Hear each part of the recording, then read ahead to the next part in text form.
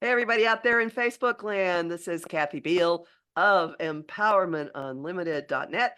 And today I am talking to rock and roll psychic, astrologer, general badass, and proponent of unicorn love, my friend, Andrew Bassano Brewer. Hey, Andy. Hey, Kathy. How are you? Try Uh, not to do the ring light thing. it's This is exciting. Thank yes. you. This is Andy's first Facebook Live. Welcome to the social media.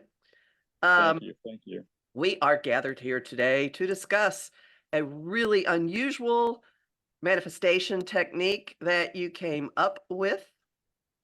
Riff away, please.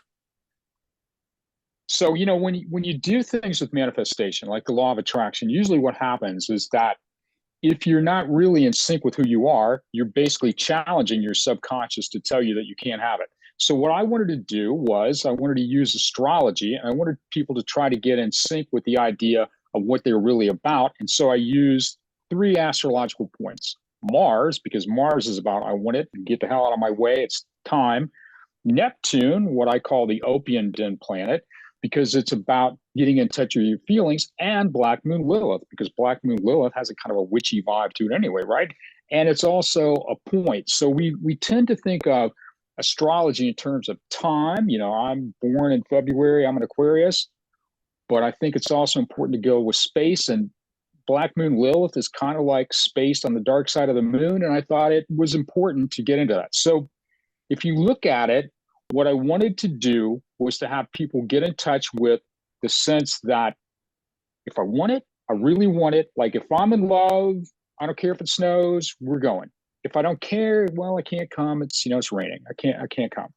So in order to do this, I wanted to be in some sort of synchronization with my emotions. I also wanted to be in sync with some essence of who I am, excuse me. So that's why I came up with Mars. Mars is like the beginning, right? It's Aries. Then we circle the Earth and we come to the 12th house for Neptune with Pisces. And I felt that that was a good tool. So I created this idea that we would do a collage, because we would always do collages for a manifestation. We do, a New Year's Eve where we just cut up all the magazines and get the glue guns out. And I thought this was a good idea, and I wrote it and put it out, and here we go. So hi. So, all right, 3 points, and I will put, I will edit the description of this to have a place where you can go run your chart if you don't happen to know where your Mars, your Neptune, and your Black Moon Lilith or Dark Moon Lilith are. I'm also going to add a really great article to explain to you what Dark Moon Lilith means and all the different signs. But let's just assume people have these three things. Then what do you do? So if you look at the essence of Mars, Mars is about directed energy, right? It's about, I want it, get out of my way, let's go. So I wanted people to look at the concept that if they really want something, the probability of them making it happen goes up much more dramatically than if they're doing something because they think they should have it, or Sally across the street has it. What is really unique to you? Neptune is about the feeling state. And if you don't really understand how you feel, how can you understand what kinds of emotions may come with it? And Lilith is, again, kind of like Mars in some sense, don't you think? In that it's very much directed energy, it's passion. Dark Moon Lilith gets a kind of a sexual kind of vibe to it sometimes when people think about it. And I thought that this would be a way to create it. So I said, okay, there was a study done, I don't know how many years ago, that said if you're trying to change a habit, it takes 66 days, directed energy for 66 days. So I wanted to work with the idea of sevens, and I came up with the idea of making a collage, 7 different aspects that reflect this Mars energy, things I want, made a collage with those seven photos, and then said I would repeat it for 7 straight weeks. And so that's the basic core tenet of it, is that to allow your subconscious to kind of soak it up. And maybe the first time you won't feel it or you won't be in alignment with it.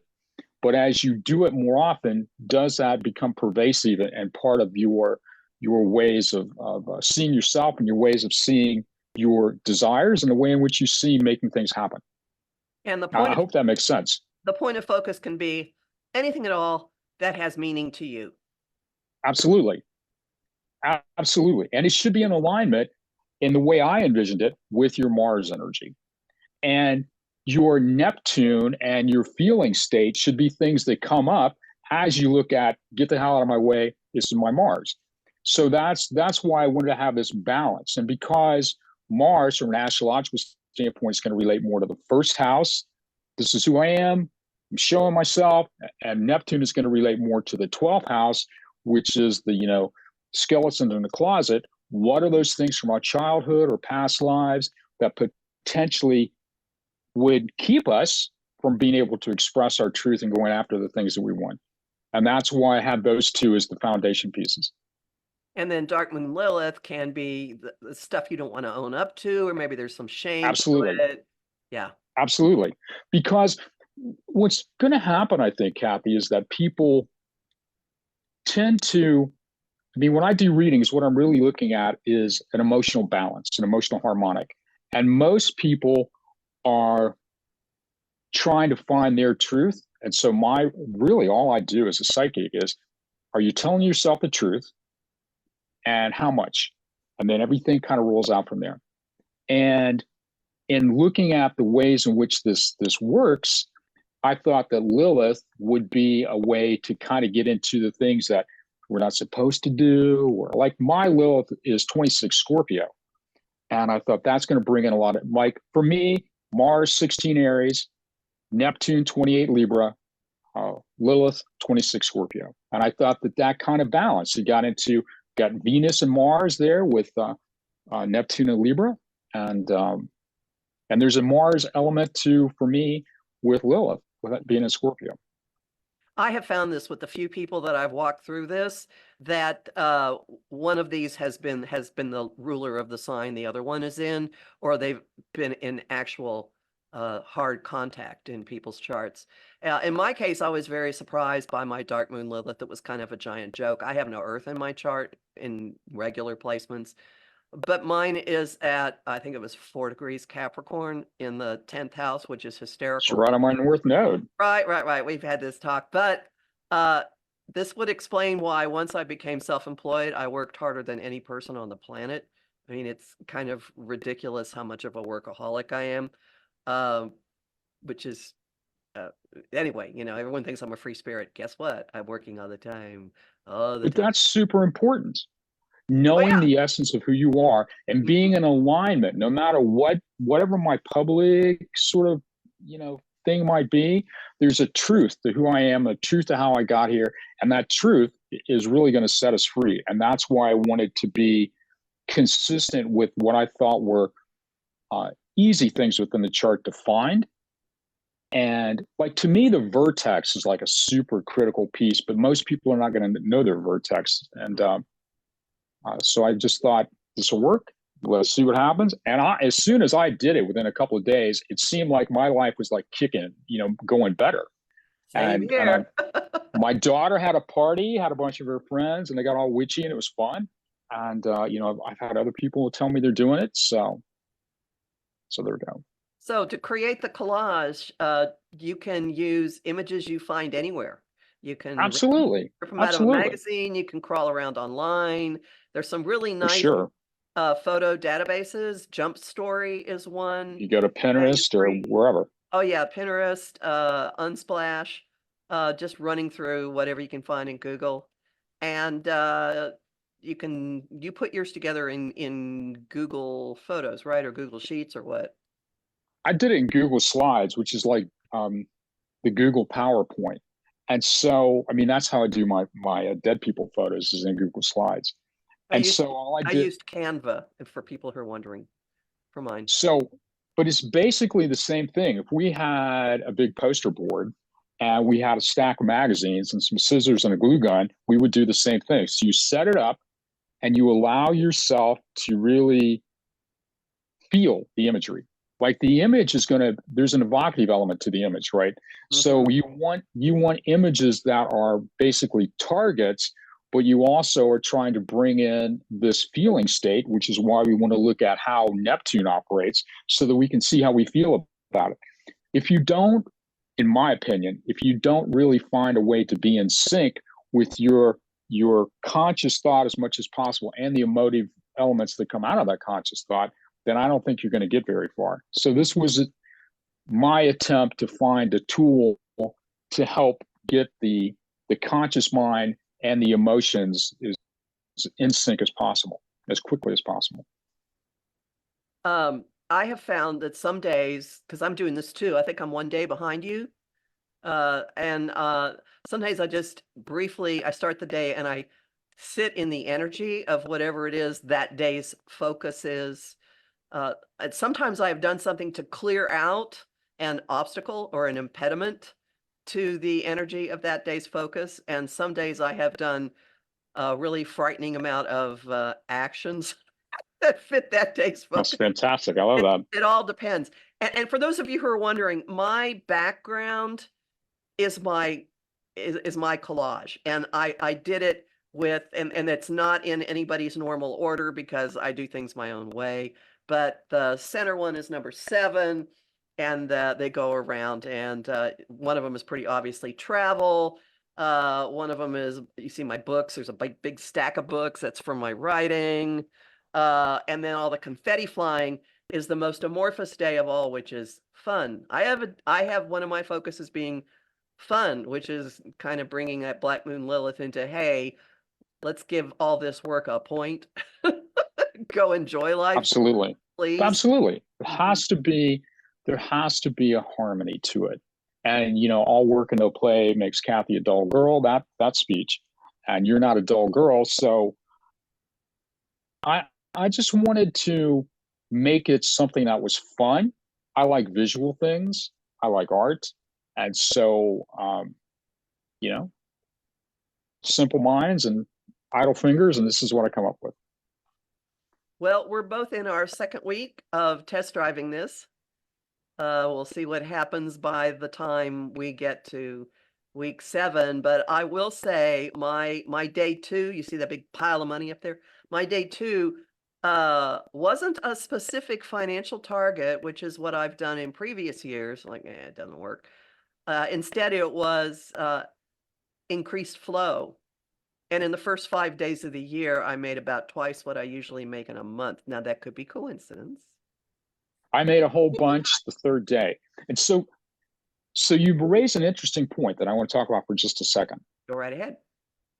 It's the emotion and the expression of your essence that I think is important. So do I have a target for a car? I don't have a car anymore, but do I have a target for a car? The energy is about expressing my speed, because to me, speed is like a big thing, as an athlete, and so I want to find a way that my truth is able to be expressed. So for me, I'm almost 70 years old. And so I had some injuries lately, and I put collages of me when I was doing things as an athlete as part of my thing. And since then, I feel like 5 bazillion times better, and I made money and I'm feeling kind of social again. I'm doing this, which I stopped doing a few years ago. I used to do all these things and be in movies and stuff, and I just completely stopped everything. I wouldn't do public, I wouldn't do these anymore. So that's also part of it, I think, too.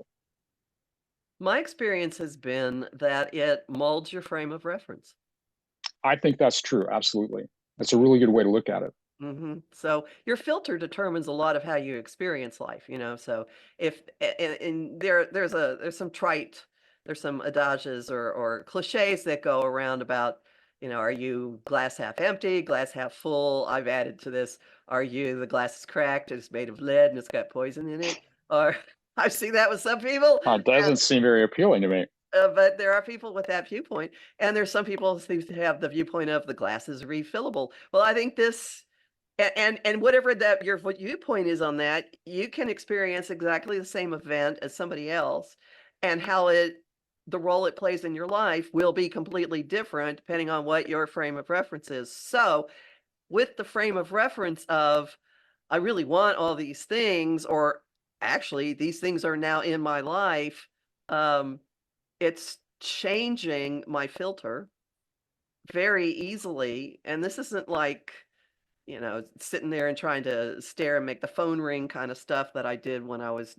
playing with witchcraft as a 16-year-old. No, no, no, no. There's something very, very different here. And it's effortlessly effective. It's almost like when stuff doesn't go my way or things don't play out, I used to talk about it a whole lot and call this person and call that person and spend a lot of energy on it. And now maybe I'll be annoyed for a minute, or 5, and then I just go on like, okay, fine. And this is, I'm not fighting the things that are not working out. I look at it like, well, okay, it doesn't fit any of my little things I want here, so that's fine. Yeah, it's not so much having a target. I think it's being able to be truthful to yourself, and whatever's in you is going to attract things. So if I'm in my happy space, and if I'm in a space where I feel good about things and I feel like I want to engage, things typically have always happened for me, and often really quickly. So it's not, for me, the way I envision it, it's not about what I want. It's about being in alignment with myself. And if I'm in alignment with myself and I'm not blocking myself, then a lot of good things are going to come to me. That's been my history. I think that's everybody's history. When you're true to yourself and get out of your way, stuff happens. And so I don't look at it so much, Kathy, as like, this is like the law of attraction, my catalog of the universe thing. I look at it, what are the elements of me that need to be expressed more?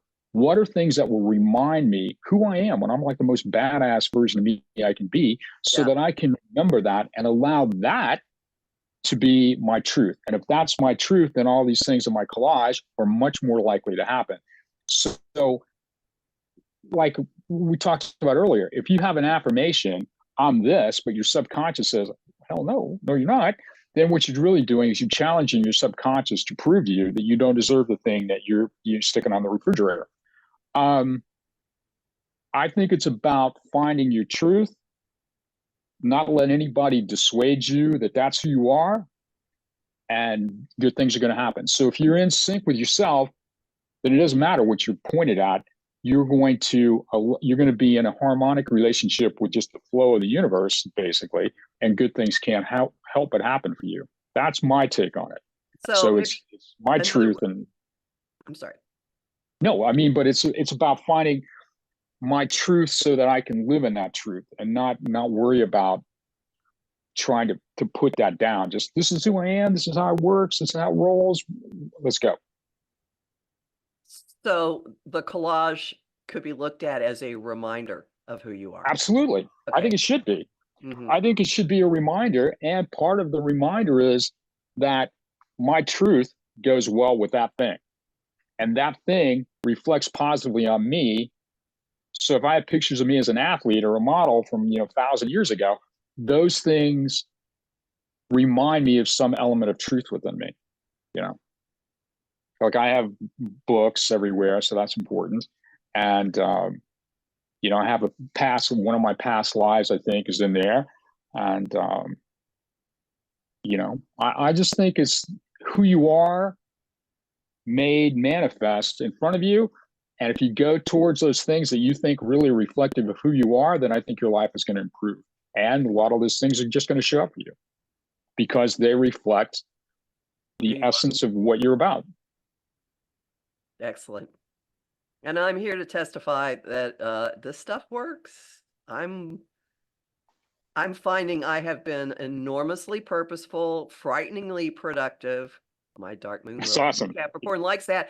And it's been sort of effortless, which is, emotionally effortless. It doesn't have the wear and tear that things have had in the past. Which is also the key to this. Mm-hmm. Because if you are in sync with yourself, you're not having wear and tear. That's just who you are. Like if I'm truthful to who I am, I'm not straining. It's just like, this is how it rolls, So I think that's also a key element to it, is that if you're really doing this I'm sorry, I keep taking my glasses off so the ring light doesn't reflect. If if you're really in harmony with the core foundation of this process, then you're going to be more like Kathy. I'm going to be more Andy. And more Andy is probably going to be a good thing instead of the depressed or hidden away Andy. I think it's much better to go back into the Andy when he's in a happy space. And this kind of makes me happy. And in being happy, then I think good things are going to come out of it. Again, I hope I'm making sense how I'm describing it, but it's that emotive element that I think is key to all this. Speaking of your happy space, can you show us your tower?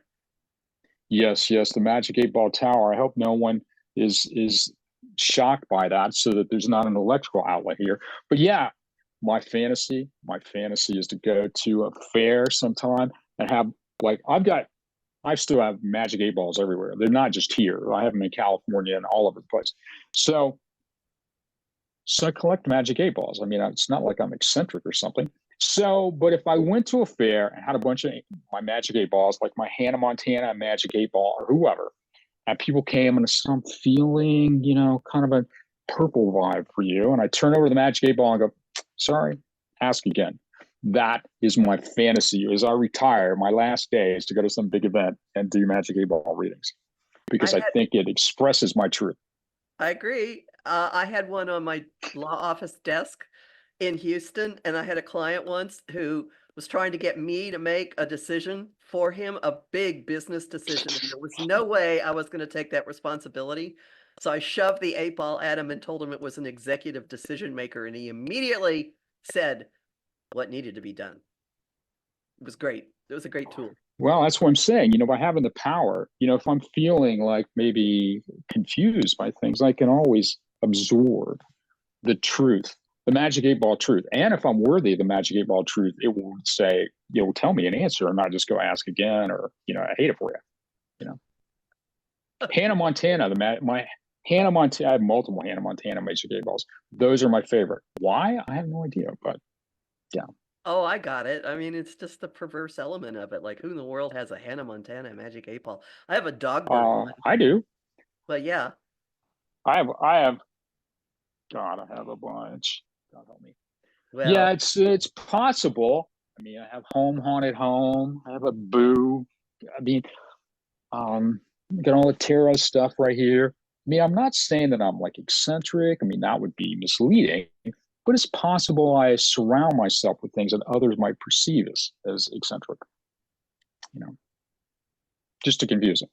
So, everyone, be the best you can be, and this technique will help you get a conscious awareness of what that might mean. Someone just said, ha, ha, ha. That's good. Can you tell people where they can find you? Andrew-Brewer.com. ANDREW-BREWER.com. That's me. Well, that's not me exactly, but that's my website, which sort of is me. And you're on. And in today's world, maybe it is me. And you're on Facebook as well, and you post 20 zillion times a day. I do, and it's the only thing I use. I was an IT executive. I was a psychic on TV. Then I quit and became an IT executive. How did that happen? And then I quit that and came back to doing this. But the irony is that even though I was an IT executive, I'm like super non-technical. So I know how to use Facebook. I've learned a new skill because now I'm on Zoom. I used to do so many radio shows, but then you could just call in. You didn't have to strain yourself, like sit down. You can wander. I like to walk around when I talk. I don't like to sit in one place. So that's that Mars and Aries. Okay, well, thank you very much. I'm sorry. I'm like, thank you. It's so much fun. I get to talk to you, and now I can go back and look. Oh my God, Andy, what have you done to yourself? You should stop. No. You're being the best you are. Mars and Aries.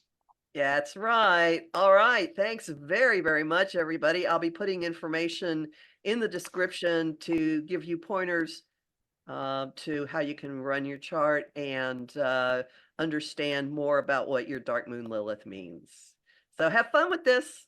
Let us know. Thank you very much. Bye-bye.